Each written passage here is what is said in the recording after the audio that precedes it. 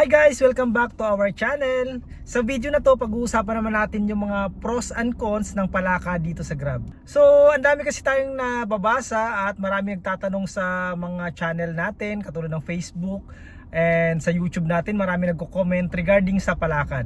So, ngayong araw ay tatalakayin natin kung ano nga ba ang magiging pros and cons sa mga palakad system doon sa regular na nagpa-process ng kanilang requirements sa GrabCar.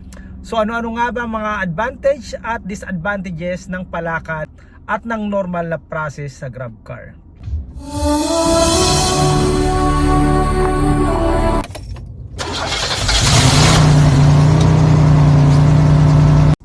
Nga pala guys, sa mga hindi pa nakasubscribe, please subscribe sa YouTube channel natin and i-click mo na yung notification bell para updated ka sa mga nangyayari dito sa Grab platform. Sa mga hindi nakakaalam, lagi po tayo nag-update and lagi po tayo nagbibigay ng mga information regarding sa Grab, kung paano mag-apply, magkano kinikita, magkano monthly income, magkano weekly income, magkano ang daily income, and kung sasapat pa ba yung kinikita ng bawat GrabCar driver dito sa Grab platform. So ito na nga guys, unahin na natin yung pros para dito sa palakad sa GrabCar. So unang-una na nga dyan guys ay hindi ka na maghihintay ng slot na ilabas ng LTFRB para makapag-apply sa GrabCar. Siyempre dahil nga sa palakad dyan, hindi mo na kailangan mag-antay ng napakatagal-tagal na slot para sa GrabCar. Kasi nga sa normal na process, kailangan mo pa mag-antay ng slot sa LTFRB at hindi mo pa alam kung kailan sila maglalabas. So minsan paglabas ng slot, ubos na kaagad yan. Sa palakad syempre, anytime pwede ka magpalakad sa kanila. So pangalawang pros, hindi mo kailangan pumila sa Grab. Sa palakad kasi dahil nga nagbayad ikaw ng malaki, so sila na ang mag-aayos ng requirements mo sa Grab. And kailangan mo lang ay isubmit sa mga naglalakad ang mga kinakailangan ng mga dokumento para sa pag-apply sa GrabCar.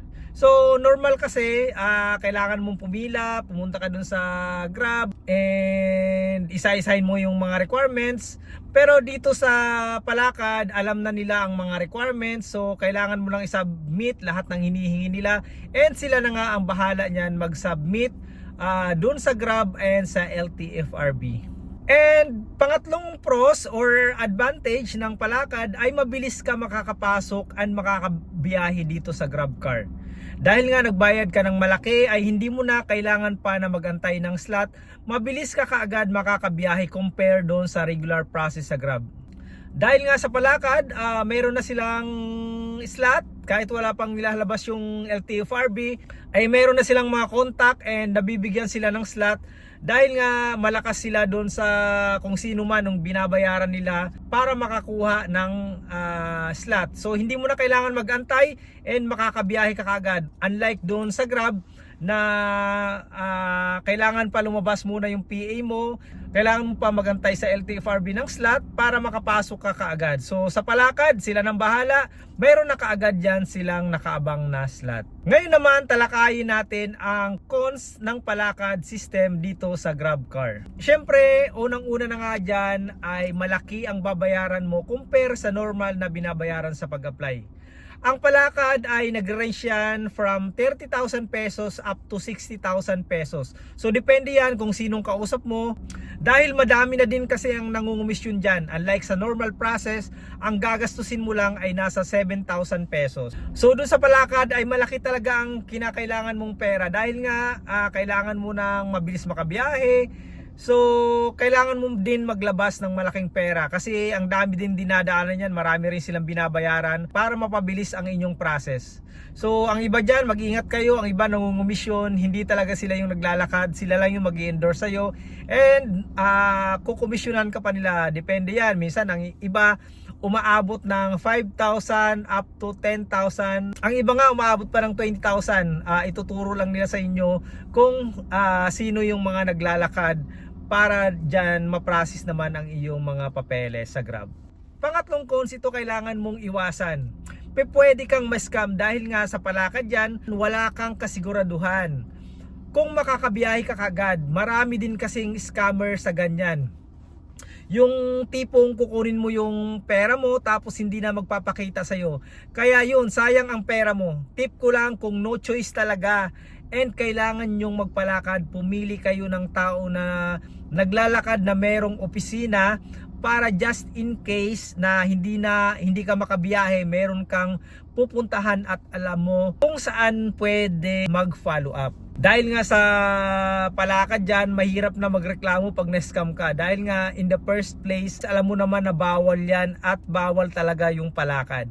So ang iba talaga, sikreto yan. Kaya ang iba sinasamantala yan, nang i-scam sila dahil nga hindi ka naman pwede magreklamo dahil nga in the first place, alam mo naman talaga na bawal at hindi po pwede yan. So yun nga, ang pinakamadali dyan, maghanap kayong ng legit nakakilala talaga or nakakakilala na naglalakad and nakakapasok talaga sila sa Grab dahil nga para maiwasan nyo yung mga scammer or yung para hindi sayang ang inyong pera dahil nga sa sobrang laki ng pera na ilalabas nyo, sayang talaga yan pag sakaling hindi kayo makabiyahe.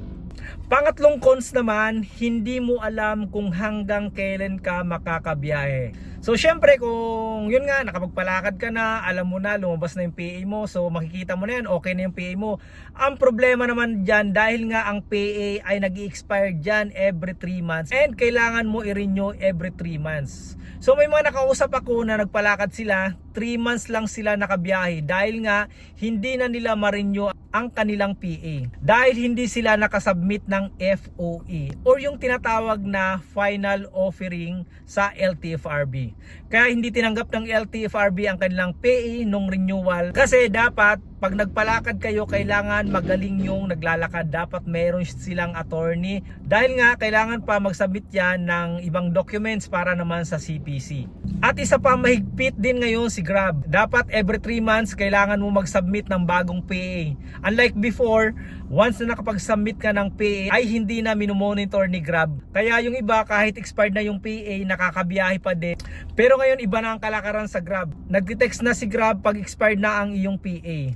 And kailangan mo kaagad masubmit sa kanila yung renewal mo dahil kung hindi ka makapag-submit ay kaagad ka ni Grab iso-suspend. Mas malaking abala dahil madami na naman requirements pag nagpa-reconnect ka ulit ng iyong Grab driver app. So ako nasubukan ko yan, nasuspend nga tayo dahil hindi tayo nakabiyahe ng 3 buwan. So ang kailangan mo, pupunta ka na naman doon sa Grab office, tapos magsasubmit ka na naman ng requirements para ma-activate yung iyong driver app. So hindi pa kaagad yan ma-activate, mag-aantay ka pa ng ilang araw para ma-activate yung app mo. So ngayon marami akong naririnig kahit may PA na sila sa Grab, matagal pa rin sila na-activate, umaabot pa ng buwan or minsan umaabot daw ng 3 months bago sila ma-activate. So yun yung problema. Malaking problema yan pag nasuspend kayo, kaya iwasan nyo ang masuspend dito sa Grab dahil nga malaking abala talaga yan. So pang-apat na cons, ito ang masakit.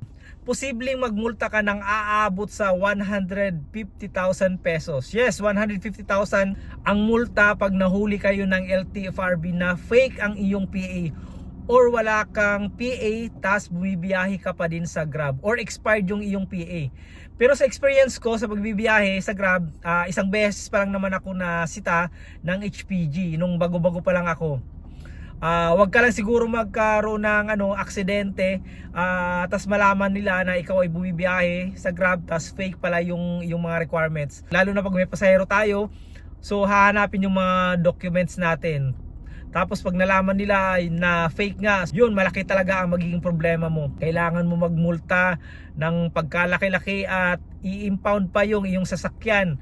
Siyempre sa sobrang laki ng multa, mahihirapan tayong makabalik sa Grab. And pag laman pa ni Grab na fake yung iyong mga documents, pwede kang ma-ban or hindi ka na makakapasok pa kailanman sa Grab car. So far, yan lang naman yung nakikita kong mga pros and cons dito sa palakad system sa Grab car. So nasa sa inyo yan kung papatulan nyo yung palakad, and kung no choice talaga kayo and alam nyo naman na sigurado or legit yung naglalakad, nasa sa inyo yan, pera nyo yan, pinaghirapan nyo yan, nasa sa inyo pa rin yung desisyon kung anong gagawin nyo sa inyong pera and kung kailangan nyo talaga na makapasok na dito sa GrabCar.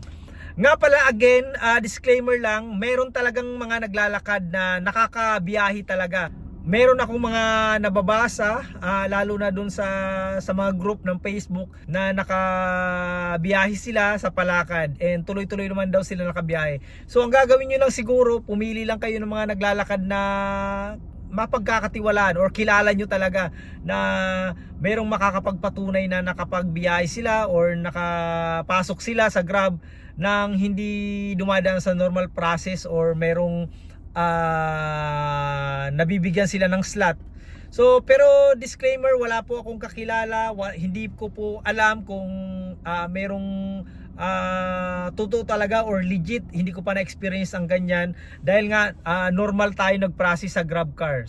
So sa mga nagtatanong sa akin kung may kakilala ako or naglalakad ako, hindi po tayo naglalakad and wala po tayong kakilala sa LTFRB na mga naglalakad ng ganyan. So nasa sa inyo yan, decision nyo yan, and tingin-tingin lang kayo, mag-research lang kayo kung sino yung mga legit talaga para naman hindi masayang yung perang iyong pinaghirapan. So sa ngayon pa naman, hindi madali ang kumita ng pera, kaya nga tayo gusto nating makapasok and makabiyahe dahil nga kailangan natin ng pera, kailangan natin ng panghulog sa sasakyan at mga pangtustos sa pangangailangan sa araw-araw.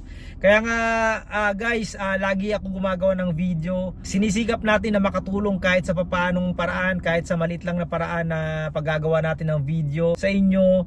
Yung mga tip kung paano makapasok, marami tayong mga videos dyan, panoorin nyo, and kung ano yung mga requirements. Dahil nga alam din natin yung pakiramdam ng hindi pa nakakapasok sa GrabCar, yung hindi mo pa alam kung saan ka kukuha ng panghulog ng iyong sasakyan and kung mahahatak yung iyong sasakyan. So yun lang guys, maraming salamat. Sana nakatulong sa inyo yung video na to. Asahan nyo, gagawa pa ako ng maraming video para matulungan kayo and mag-guide kayo kung paano pumasok and paano nga ba ang pinakamabilis para makapasok dito sa GrabCar. Sa mga hindi nakakalam, nagbibideo din tayo pag mayroong slot na nilabas si LTFRB para mabigyan natin ng information yung mga gusto mag-apply dito sa GrabCar. Nga pala guys, kaya kailangan nyong mag-subscribe and i-click nyo na yung notification bell para updated kayo, para mabilis pag naglabas ka agad ng slot, ma-inform ko kayo. Maraming salamat guys. Again, ito si Butter Dasband at your service.